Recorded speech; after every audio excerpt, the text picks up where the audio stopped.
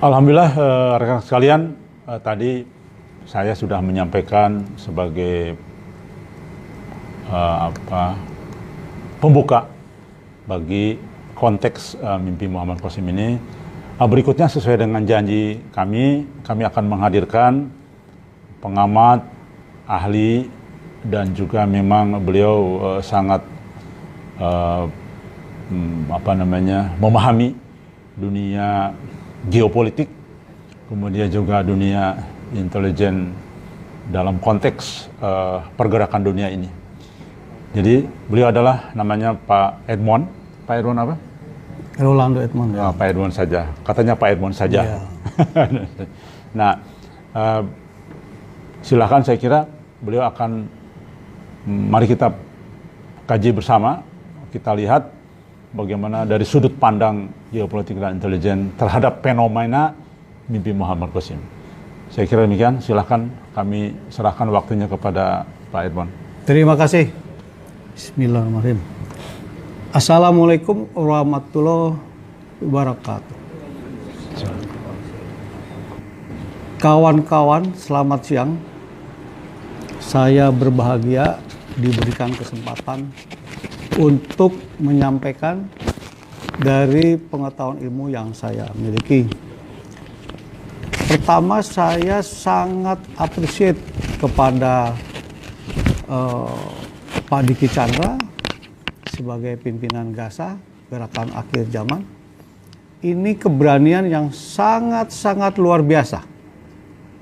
Dari 278 juta umat Indonesia, saya kira baru satu orang Tasikmalaya, Saudara Diki Chandra, yang berani mengangkat masalah yang cukup klasifikasinya tingkat dunia. Sebelumnya saya akan menyampaikan tidak dari sisi aspek agama. Nanti penafsiran-penafsiran dari sisi agama, ilmu tasawuf, akan hadir narasumber yang memang kompeten di bidang itu. Saya lebih mengarah kepada fenomena seorang manusia Muhammad Qasim, warga Pakistan, dilihat dari aspek geopolitik dan intelijen dunia. Karena beliau ini, Muhammad Qasim, meskipun umurnya jauh lebih muda dari kita, tapi tampaknya dipercaya oleh Allah. Ini fenomena yang sangat-sangat luar biasa. Baiklah, saya akan mulai. Pertama, profil Muhammad Qasim. Muhammad Qasim umur 43 tahun, lahir di Lahore, Pakistan. Dia keturunan suku Quraisy, putra dari Abdul Karim.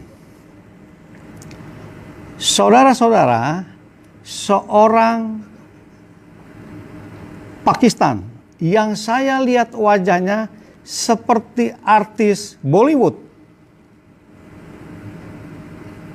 yang sepantasnya dia sebagai artis film seperti Shahrukh Khan. Tetapi ini orangnya santun, bersahaja, dan hidupnya apa adanya. Yang saya garis bawahi, ini profil tidak jauh-jauh beda seperti nabi-nabi sebelumnya. Khususnya keimanan saya sebagai seorang muslim. Anda semua tahu persis siapa Rasulullah Muhammad. Profilnya sederhana, bahkan kita sangat mengerti beliau buta huruf. Tetapi Allah cinta kepada dia. Ini fenomena juga yang luar biasa, sampai kerasulannya Muhammad itu yang menunjuk adalah pendeta Nasrani. Ini fenomena yang sangat luar biasa. Kita menafsir, mungkin sudah habis di dunia ini, manusia yang akan dipercaya oleh Allah. Ternyata dari pemaparan dari Pak Diki Chandra tadi, saya menggarisbawahi Saudara Muhammad Qasim dapat hidayah mimpi 460 tentang Allah. Dia dapat mimpi tentang Nabi Muhammad kita 250 mimpi. Kira-kira di dunia yang sekarang, yang hampir 3 miliar, ada nggak manusia seperti ini? Ini bukan manusia sembarang manusia, jelas-jelas ada kepercayaan Allah kepada umatnya. Saya tadinya tidak begitu yakin. Setelah saya lihat Google, saya lihat berita satu demi satu, dan pembicaraan kawan-kawan, keyakinan saya bertambah. Dan ada kesaksian langsung dari warga Pakistan, saudara Awain Nasser dan Imran Abbasi terakhir, tentang mimpinya Muhammad Qasim. Tetapi sampai hari ini secara ofisial negara Pakistan belum menetapkan, mendudukan Muhammad Qasim dengan mimpi-mimpinya secara ofisial. Baru kita person to person, umat ke umat, yakin Muhammad Qasim dipilih oleh Allah. Ini akan menjadi potensi masalah debat publik dengan aspek geopolitik berdasarkan sejarah manusia pilihan Allah, yaitu hanya di plot tanah Jazirah Arab. Kisah para nabi. Tidak pernah ada perkiraan kita akan jatuh di negara Pakistan dengan Urdunya.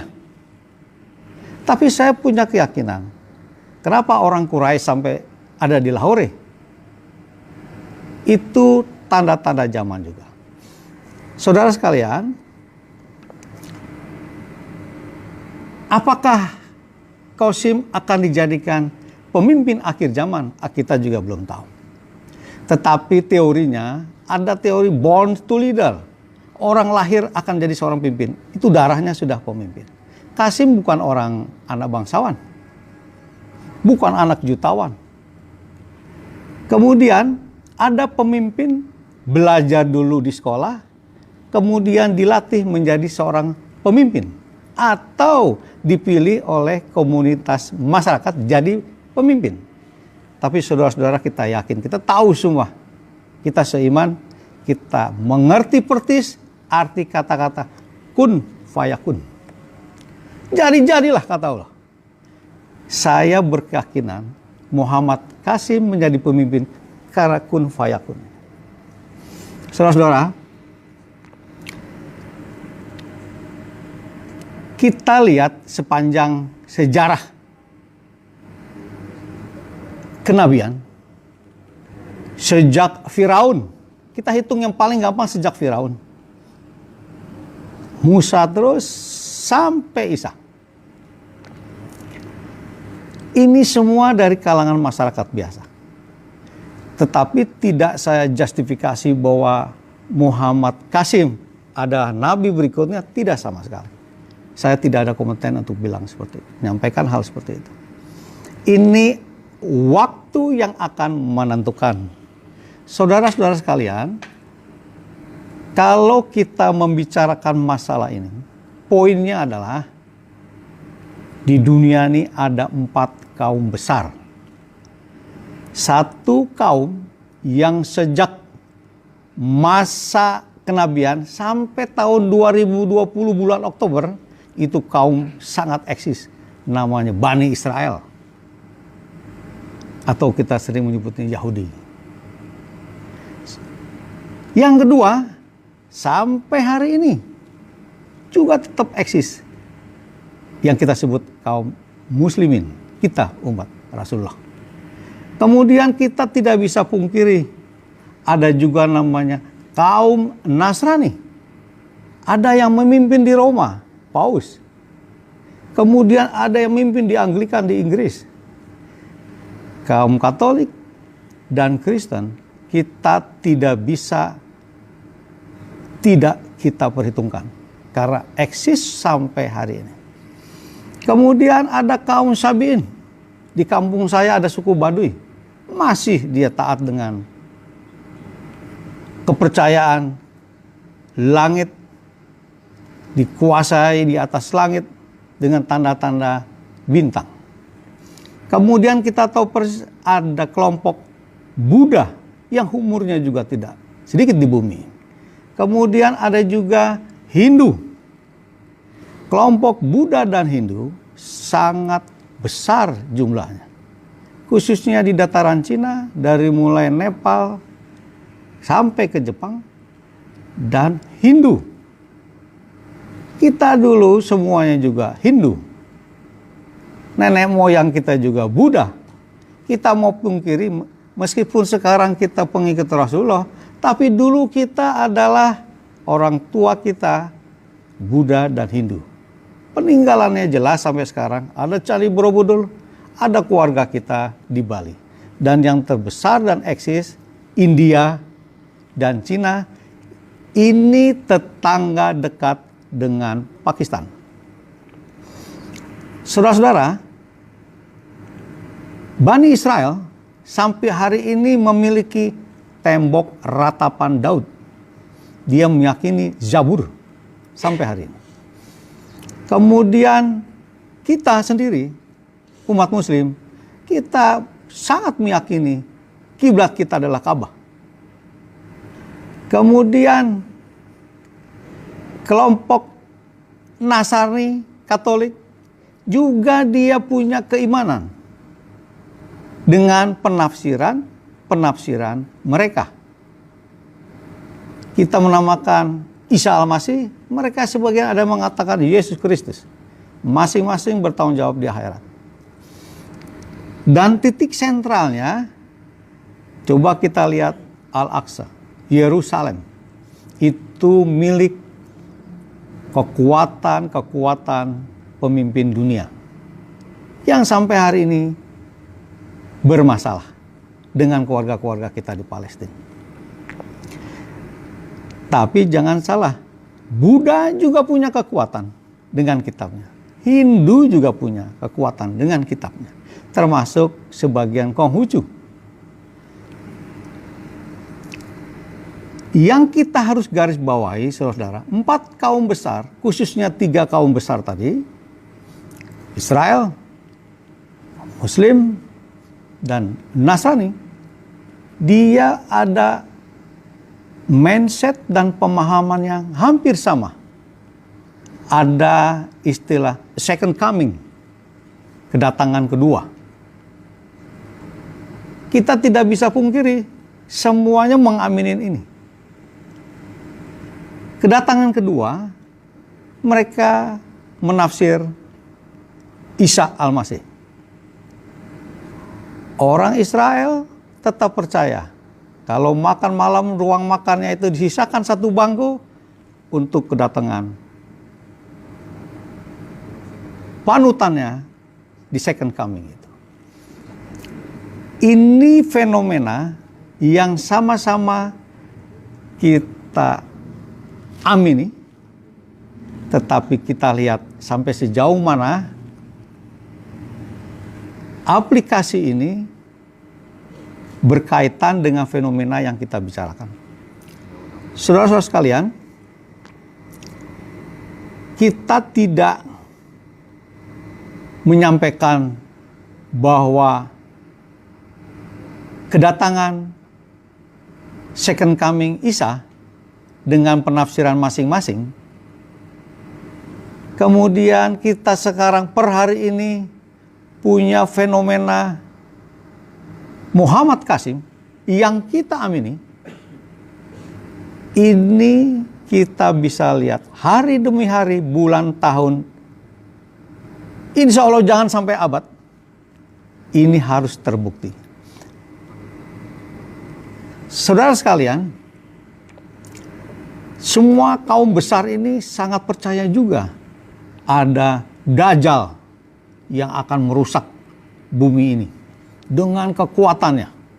saya tidak berani mengatakan Dajjal itu ada sekarang di negara itu atau di negara ini. Tapi saya yakin Dajjal itu punya bom atom. Dajjal itu punya kemampuan drone untuk menghancurkan semua negara. Kalau kita lihat di mana kemampuan umat Rasulullah menghadapi kekuatan Dajjal, kita kutak-katik dengan angka. Negara-negara Islam atau negara yang umatnya beragama Islam, punyakah kekuatan nuklir di atas 100 saja? Tapi saya yakin Dajjal punya kekuatan itu. Dengan teknologi yang super canggih. Kalau kita introspeksi, kita juga punya senjata yang paling canggih yang disebut merek pabriknya Kun Fayakun. Kita mengamini semuanya. Dulu bambu runcing aja kita bisa. Keyakinan itu yang akan dinilai oleh Allah. Kemudian mereka, saya yakin setelah mendengar penjelasan saudara Diki Chandra atau mungkin saya sangat yakin intelijen Israel, intelijen Amerika, Eropa, China, India, negara-negara superpower yang punya hak veto, dia akan mempelajari apa yang disampaikan saudara Diki Chandra tadi. Apakah Muhammad Qasim ini berpotensi masalah? Kalau ini berkembang terus bagi mereka. Saya menyebutnya kita sama-sama mengamini Dajjal. Mungkin Dajjal kecil, belum Dajjal besarnya. Tapi saya berkeyakinan penyampaian saudara Diki Chandra sudah diperhitungkan. Dan akan diperhitungkan, kalau bisa jangan melebar, terlalu melebar. Ini akan mengganggu kepentingan mereka di dunia. Saudara-saudara, kita ini orang timur dunia. Secara geopolitik, posisi kita di timur dunia. Tetapi kaum Nasrani dan Yahudi, mereka ada satu kepercayaan. Yang terbelakang akan terkemudian. Ya, mereka percaya kita orang timur dulu dianggap orang terbelakang. Tapi nanti akan terkemudian. Pakistan, teorinya, geografisnya masih ikut ke wilayah kita. Terus sampai ke Melanesia, Polinesia. Kita orang timur. Apakah orang timur diberi kepercayaan oleh Allah? Dari penjelasan saudara Diki Chandra saya sudah lihat bahwa ini titik awal kepercayaan Allah kepada orang-orang timur, bukan lagi orang-orang tengah dan barat. Saudara-saudara, kita bicara orang timur. Apa yang dimaksud orang timur? Secara geografis, ini diredam oleh kekuatan dunia supaya orang timur jangan bangkit. Ya, tahun 1982 di Rio Janeiro, Brasil, Presiden Soeharto waktu itu ke sana, ya, menjelaskan bahwa manusia purba Indonesia termasuk salah satu manusia tertua di dunia yang disebut Soloensis Mojokertoensis. Ya, tengkorak itu sangat dipercaya sampai masuk traktat PBB. Ini manusia tertua di dunia. Di antaranya. Sejak 1,5 juta tahun sampai hari ini, orang timur, Indonesia, Malaysia, kita bilang Melayu, dan China daratan selatan sampai ke India, ini orang-orang yang juga punya kelebihan. Mereka punya kelebihan yang belum dipercaya Allah seperti kehadiran Nabi kita di Jazirah Arab. Orang Timur, Bapak Ibu sekalian, ditemukan oleh periode bangsa-bangsa Barat mencari sesuatu di wilayah Timur. Ya, pada waktu zaman perdagangan itu, jalur sutra berdagang sampai Mekah, Madinah oleh pedagang Cina itu mulai terputus dengan hadirnya gelombang besar-besaran Columbus dan Vasco da Gama. Mereka memerintahkan cari sumber-sumber yang dikuasai oleh kelompok tertentu. Pada waktu itu dikuasai oleh pedagang Gujarat dan China. Akhirnya timbullah negara Australia, New Zealand, dan lain sebagainya sampai Amerika.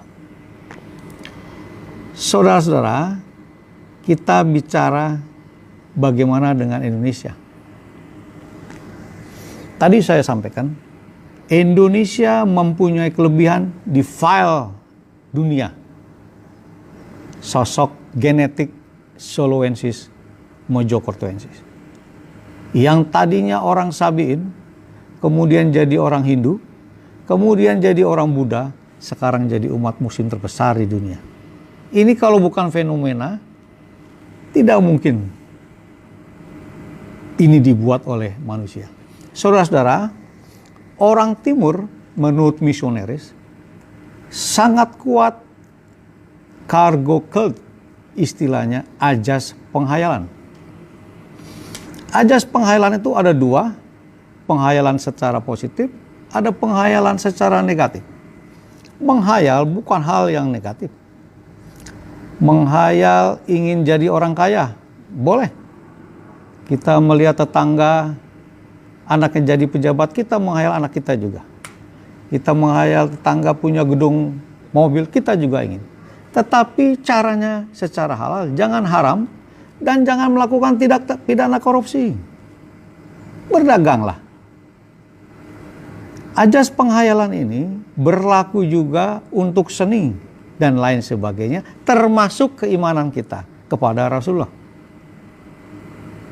Yang tadinya menghayal, tapi menjadi keyakinan. Orang Bali dan Jepara itu terbukti dunia salah satu manusia yang punya kemampuan tinggi ajas penghayalan sehingga menciptakan karya-karya besar dari bidang seni di Jepara dan Bali. Kemudian, di mana posisi ajas penghayalan untuk orang Timur? Kita lihat periode sudah masuk pada masa Islam di tanah Timur. Kita sudah masuk kepada tahap penghayalan, sudah masuk ke klaster keimanan dengan syariat-syariat yang sudah ditetapkan, harus kita laksanakan.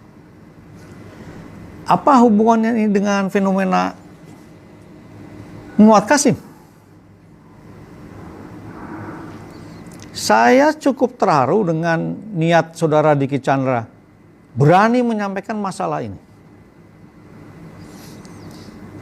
Kita masih person to person memperjuangkan, mensosialisasikan bahwa Allah insya Allah mencintai seseorang anak muda warga Pakistan. Meskipun bukan warga Tasikmalaya, kita jangan cemburu. Tapi kita seiman dengan mereka. Kesempatan ini coba kita kawal sama-sama. Kita belum berperan secara geopolitik dalam kasus ini. Seharusnya Bapak Ibu sekalian, negara Pakistan dia memiliki sistem dan aturan-aturan peraturan yang berlaku. Akan ideal apabila negara Pakistan official sudah meletakkan Muhammad Qasim sebagai orang yang memang dipilih oleh Allah melalui mimpi-mimpinya. Harus official. Kalau seandainya di negara lain mungkin ditangkap Muhammad Qasim. Ada negara tetangga kita, kalau ada yang aneh-aneh ditangkap. Tapi kalau Muhammad Qasim ada di Jakarta, di Indonesia, saya yakin kita sangat melindungi Muhammad Qasim. Kemudian Bapak Ibu sekalian, kita tarik sebagai orang Indonesia beragama Islam. Kita menduduki populasi terbesar di dunia. Ini tanda tanya yang besar. Kenapa ada umat Rasulullah kok di satu negara yang banyak adanya di wilayah geografisnya 17.000 pulau. Tidak ada di dunia satupun. Apa maksud Allah ini? Menurut kawan-kawan bilang kalau terjadi Dajjal menjatuhkan bom nuklir, kita masih bisa bersembunyi di pulau-pulau 17.000 pulau. Kemudian demografi kita juga sama. Seharusnya kekuatan Islam di Indonesia bersatu padu, sama-sama coba kita melihat dengan jernih dengan kehadirannya Muhammad Qasim. Saya tidak bisa, bukan porsi saya, menafsir dari sisi agama. Saya hanya bisa brotherhood of Islam, kita sesama umat Islam.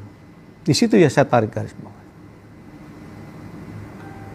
Apakah kita mencoba melalui lobby-lobby tertentu supaya negara Pakistan mengerti persis posisi Muhammad Qasim? Saudara-saudara, kalau kita berpikiran jernih, kita sudah harus step by step merapatkan barisan. Karena saya juga berkeyakinan kekuatan Dajjal juga akan memperhitungkan langkah-langkah dampak kalau seandainya Muhammad Qasim diamini oleh umat Islam. Kalau diamini. Coba lihat Turki, Erdogan, saudara kita. Anda tahu portofolio negara Turki. Saya pernah berkunjung ke Turki. Bagaimana kisah pada abad itu dia merebut Yerusalem.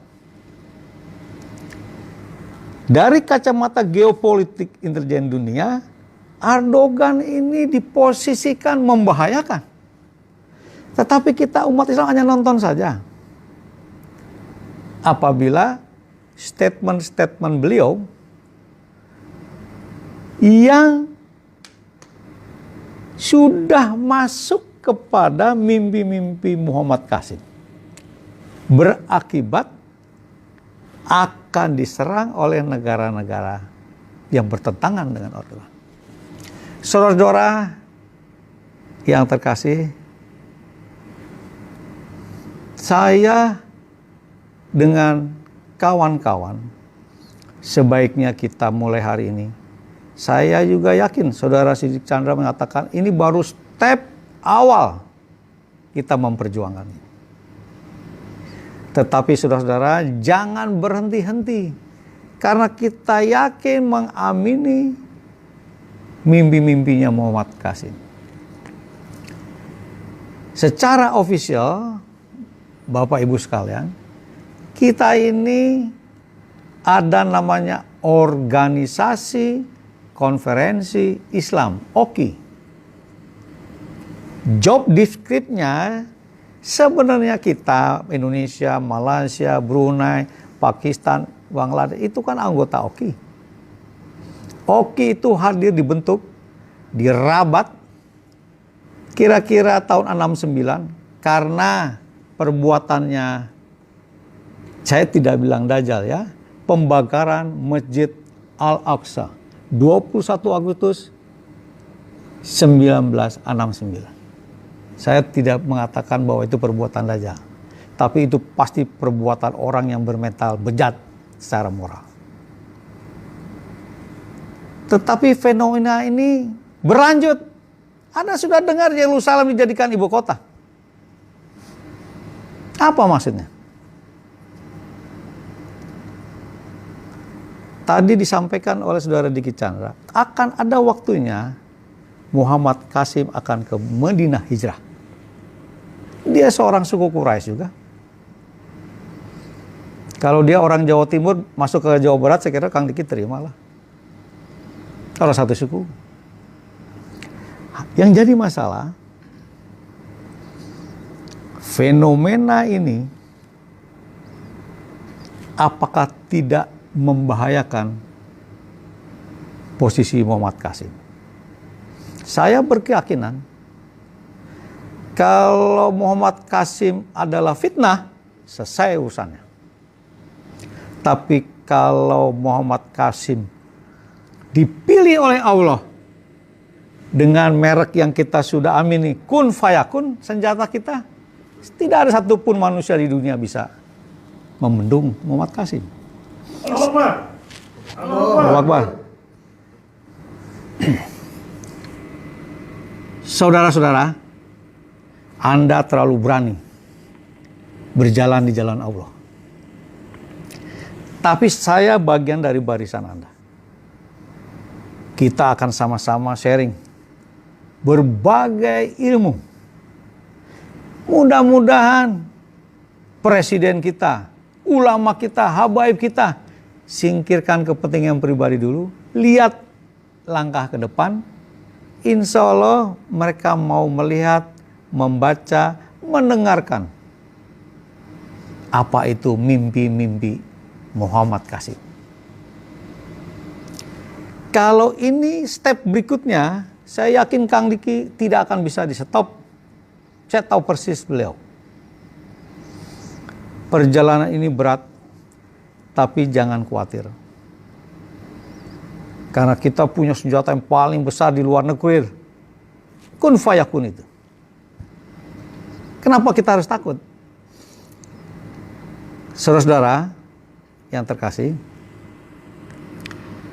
sebelum kita berjuang melangkah mendukung Muhammad Qasim, kita sekarang berjuang masih di media sosial, di dunia maya. Secara teori, kita sudah masuk mengabarkan kabar baik. Kita sudah memberikan pengabaran yang baik tentang hadirnya seorang sosok manusia kelahiran Lahore, Pakistan.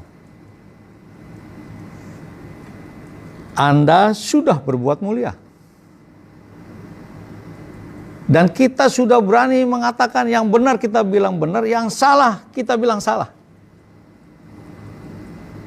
Ini saatnya.